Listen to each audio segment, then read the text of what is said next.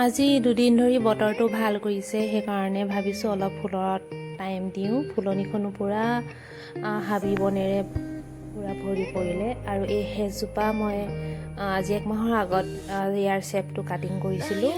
ৰাউণ্ডত আছিলে, কিন্তু মই অলপ বেলেগ এটা ডিজাইন কৰিম বুলি ভাবি পেলাই মই শ্বেপটো দিছিলোঁ। এতিয়া পুনৰ ডাঙৰ হৈছে। আকৌ এই চুলি কটা কেঁচি আছিলে মোৰ, এই কেঁচিখনে আকৌ শ্বেপটো কাটি দিছোঁ, তেতিয়া মানে ওলাই পৰিব। কাটি আৰু ধুনীয়া কুমলীয়া যেতিয়া হালধীয়াকৈ ওলাই পাতটো কাটি দিবলৈ মৰম লাগে, কিন্তু নেকাটিলেও উপায় নাই। সেইখিনি কাটিলেহে শ্বেপটো অলপ ধুনীয়া হ'ব। গতিকে মই প্ৰথমে কাটি লৈছোঁ।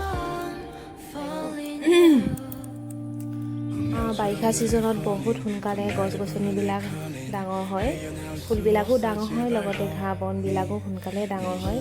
চাফা কৰিবলৈ একেবাৰে টাইম পোৱা নাই। বৰষুণকৈ এতিয়া এই দুদিন ৰ'দ দিছে, সেইটো কাৰণে আজি ভাবিলোঁ অলপমান চাফা কৰোঁ, লগতে ফুলখিনি কাটি কৰোঁ। এয়া দেখিছেনে, এই শ্বেপটো এইভাগে মই দিছোঁ।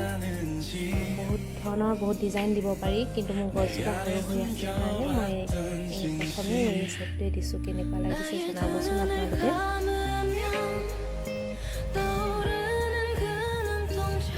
গোটেই বাৰীখনেই জংঘল হৈ গৈছে, সদায় অলপ অলপ টাইম দিব লাগিব।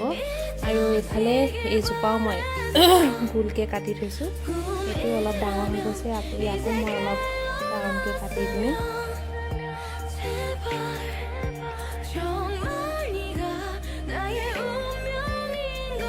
হাবি জংঘলবোৰ যেনেকৈ ডাঙৰ হৈছে, তেনেকৈ জোকো বহুত হৈছে বাৰীত। ফুলনি বাৰীখনত কাম কৰিবই নোৱাৰি, ইমান জোক লাগিছে নহয়।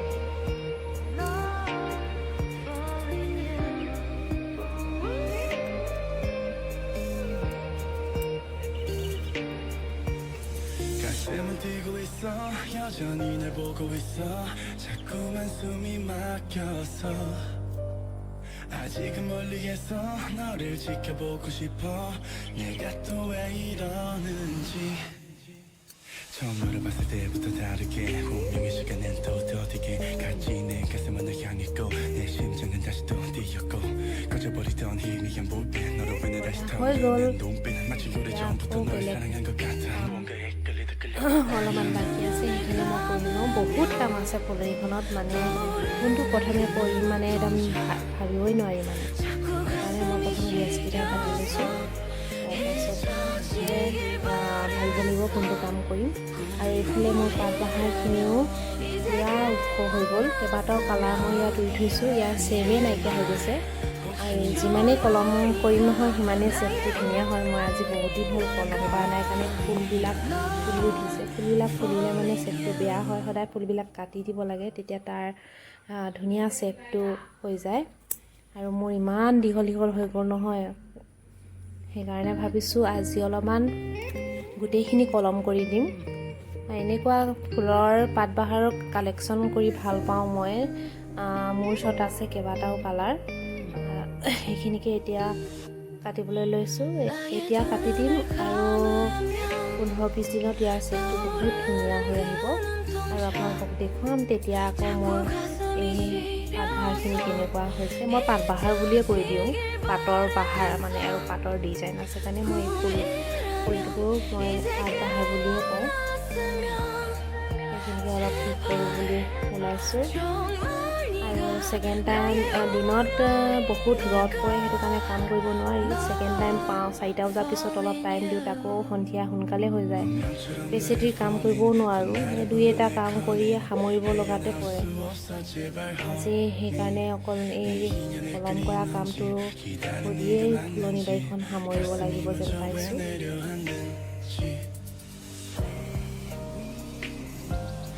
마음속 깊은 곳에 네가 사는지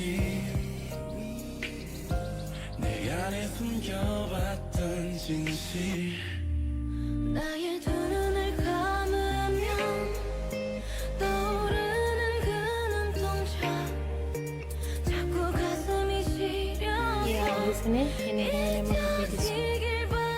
আৰু অলপ দিনৰ পিছত আৰু ধুনীয়া হৈ যাব, ডাঠ ঘন হৈ যাব।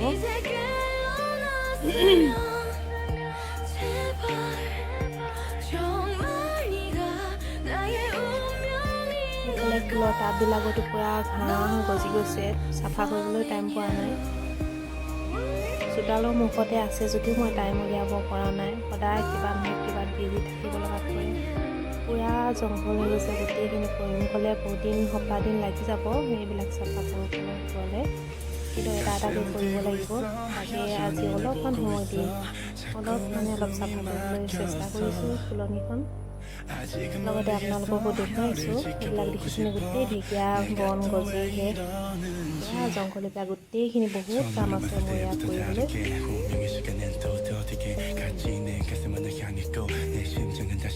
এই গোলাপ ফুলজোপা মোৰ বগা গোলাপ ফুলজোপা ইমান ধুনীয়াকৈ ফুলে নহয়, এনি টাইম ফুলি থাকে। আজি বহাগ মাহৰ আগৰ পৰা ফুলি আছে।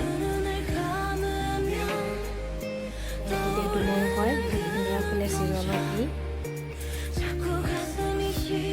এইজোপা ফুলৰ নামটো মই নাজানো, কিন্তু বহুত ধুনীয়া ফুলে। নৱেম্বৰ মাহৰ পৰা ফুলা ষ্টাৰ্ট কৰি লতা বগাই যায়, কিন্তু মোৰ বগাবলৈ ইয়াত সুবিধা পোৱা নাই কাৰণে ঠাইতে কেনেকুৱাকৈ পৰি আছে। আৰু ফুলখিনি এবাৰ আপোনালোকক দেখুৱাম, যেনেকৈ ফুলে নৱেম্বৰ বহুত ধুনীয়া লাগে। গৰু সোমাই গোটেই মোৰ এইবিলাক খাই খতম কৰি দিছে, কিন্তু চাফা কৰিব পৰা নাই, পূৰা হাবিৰ মাজতে বন্ধ হৈ আছে। এইবিলাকো হেচ আৰু ধুনীয়া কালেকশ্যন এটা ইয়াত ৰুই থৈছোঁ। সেইটো পাতবাহাৰ, এইটো মই কাটিং কৰি কিনে অন্য জেগাত সৰহকৈ লগাব লাগিব। লগতে আৰু এটা নতুনকৈ ৰুই থৈছোঁ, এইটো বহুত ধুনীয়া পাতৰ ডিজাইনটো। এইটো মই অলপ সৰহকৈ কৰিম বুলি ভাবিছোঁ, অলপ ডাঙৰ হ'বলৈ দিছোঁ, কিন্তু মানুহবিলাকে নি ইয়াৰ শ্বেপটোৱে বেয়া কৰি দিছে। যোনে দেখে সিয়ে খোজে, গৰুৱে খাই দিছে, গোটেইবিলাক শ্বেপ নাইকিয়া হৈ গৈছে ফুলৰ। সেইকাৰণে গৰু ইমান উৎপাত, গেট বন্ধ কৰি থৈ লওক, কাষেদি জেওৰা ভাঙি পেলাই সোমাই আহে। এইবিলাক ফুল গোটেই গৰুৱে খাই মোৰ শ্বেপ নাইকিয়া কৰি দিলে। তাতে অকণমান কাটি দিওঁ, দেখিবলৈ অলপ ধুনীয়া লাগক ফুল। আজিলৈ ভিডিঅ'টো ইমানতে সামৰিছোঁ। যদি ভাল লাগিলে লাইক কৰিব, শ্বেয়াৰ কৰিব, নতুনকৈ অহাবিলাকে ছাবস্ক্ৰাইব কৰিবলৈ নাপাহৰিব। তেতিয়াহে আৰু মই নতুন ভিডিঅ' আপোনালোকক দেখুৱাই থাকিম। ফুলৰ এইফালে কাটিং কৰি থৈছোঁ, এইবিলাকো গোটেই হাবি বননিৰে ফুট খুৱাই থৈ দিছে মোৰ। এই চাইডেও আছে অলপ পাতবাহাৰ, সেইখিনিও ডাঙৰ হৈ গৈছে অলপমান, মই তাকে কাটি দিওঁ এইখিনিও অলপ। তাকে অকণমান মোৰ ফুলনিখন দেখাবলৈ আপোনালোকক চেষ্টা কৰিলোঁ। আজিলৈ আহোঁ তেনেহ'লে, বাই বাই।